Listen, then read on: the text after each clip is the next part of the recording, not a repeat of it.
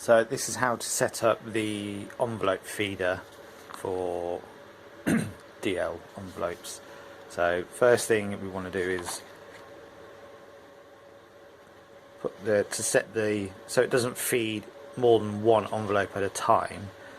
Push that between the two rollers, and with this dial, see the thinner envelopes or thicker envelopes. So what you want to do is you want to turn it, so I'm turning it clockwise just until I feel some resistance when I'm feeding it by hand between the rollers. So as soon as I feel a bit of resistance, back it off slightly,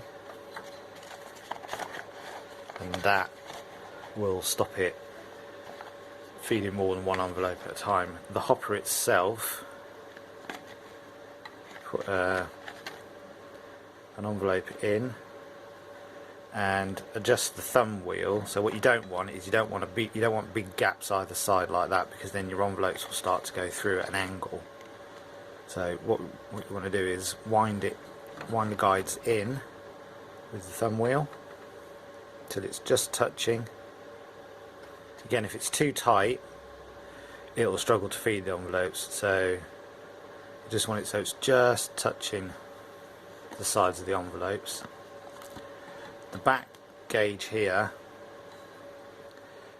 you might not have this picture on there, but the idea, if you have, the idea of this picture on the back of the envelopes is when you put your neat and tidy pile of envelopes in, when you look down the back of the envelopes, you should be able to see that dotted line.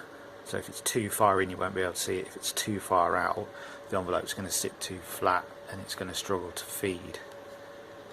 If you haven't got that picture with the dotted line on it, going by this, you're looking at, it should be about 3.5 or 3 3/4 on the gauge. So to load your envelopes, put one in first, put your others in on the top, give them a tap, and that's your envelope feeder set.